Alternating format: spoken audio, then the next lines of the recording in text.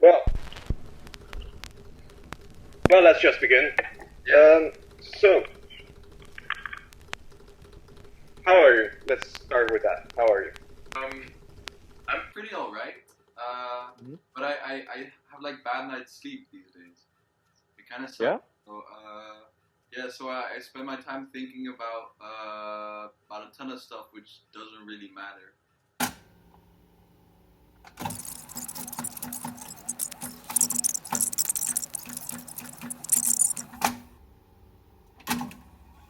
It's funny that we've opened the door to death.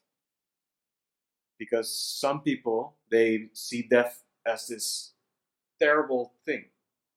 And they're really scared of when death is near or when death is knocking on your door.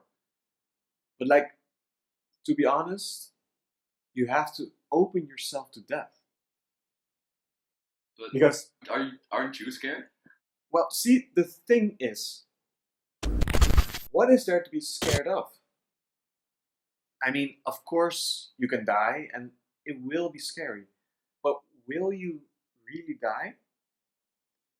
The thing is, I don't know where I'll end up after my death, and that is probably the scariest part.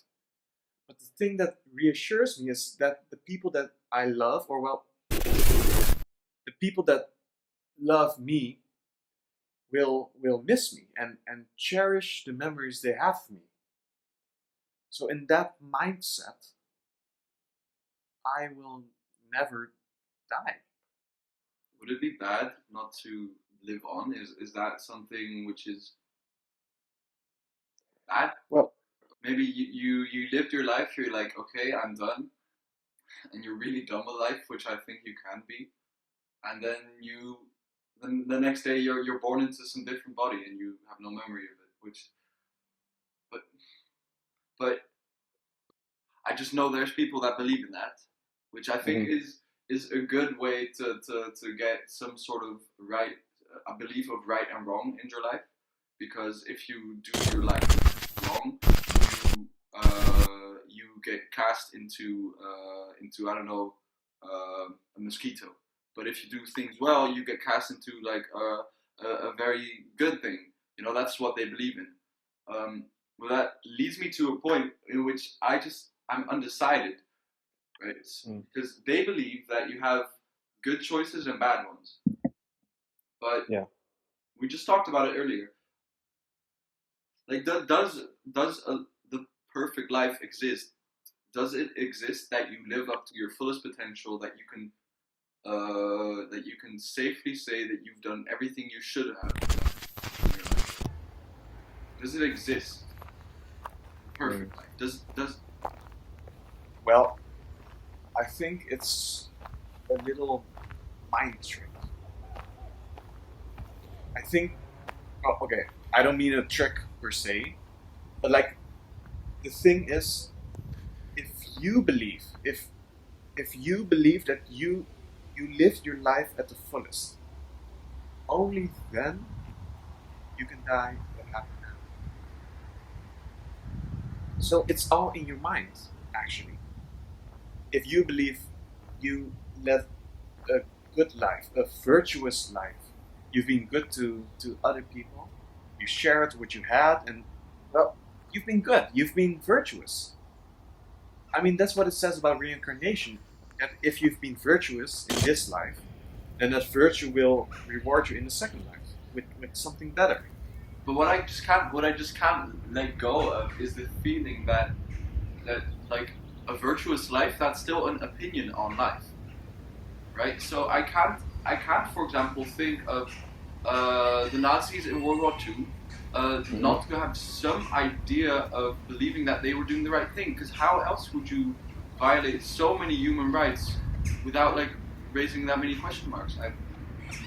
I can't believe that they were actively doing something in which they didn't believe to be virtuous. The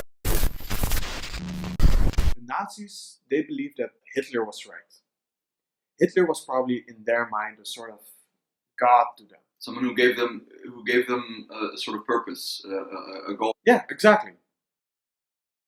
Even Hitler was a religious man, and it does does say in the Bible that all the other religions are false religions with false gods and false beliefs, and you can't believe in those false gods. You shouldn't believe in those false gods.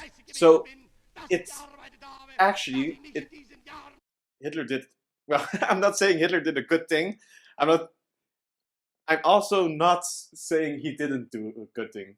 So it's I don't know. I'm not leaning to the point that Hitler was right, but like, if we're talking about the perfect life, right? Yeah. I mean, I'd sum it up as something. The perfect life is a life in which someone chased all their goals and tried to impact the world for a better turn. But you can't argue that Hitler didn't do that from his own perspective, which I think is very troublesome, because that makes it very difficult to answer. Yeah.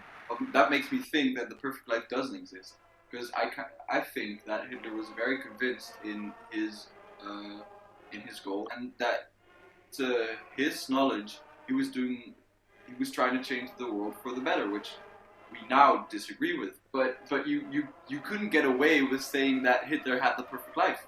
You couldn't.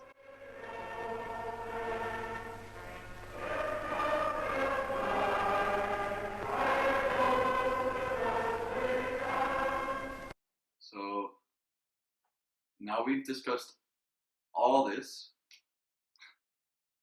What do you say is the purpose of life? The purpose of life. No, let me pose it differently.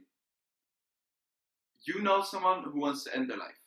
How would you, using this knowledge, how would you argue? What would you say?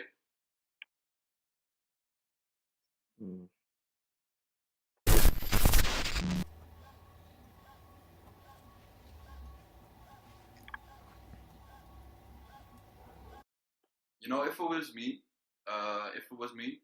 I think what I'd want someone to tell me, which is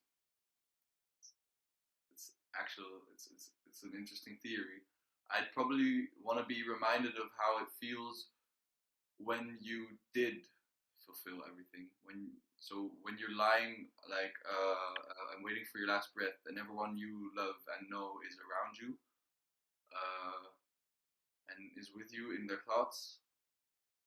I think I would want to be reminded of that moment, or how it would be, and if you were to just end it, you couldn't have that chance, and you couldn't let other people say goodbye. I think that'd be the most important for me. So if and that's in a sense just passing the time. It's just telling you just pass the time until it's done, and then when it is, it'll be a happy moment. You'll end on a good note instead of a bad one. But does he still kill himself later at a good moment? I don't think so. I think that if you manage to convince yourself that it's good to end where the road stops, basically where the path has ended, if you can convince yourself that ending on a positive note is more important, is better than ending on a bad one, I think that's already the step which gets you through every day. Because the opportunity of better life is always nearby. I think you allow yourself to think that you can reach a better state instead of shutting down that window of thought immediately.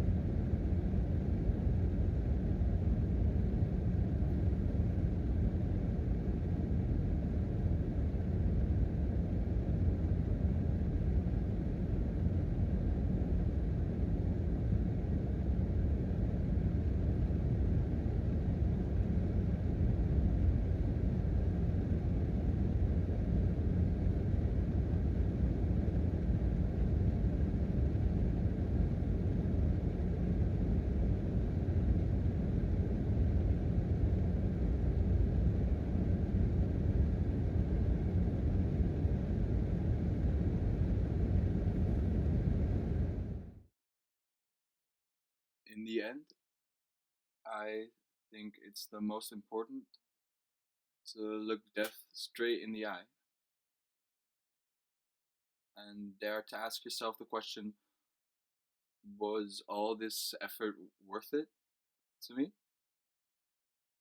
And if you know the answer to this question right here and right now, then I think you should open the door and walk through it.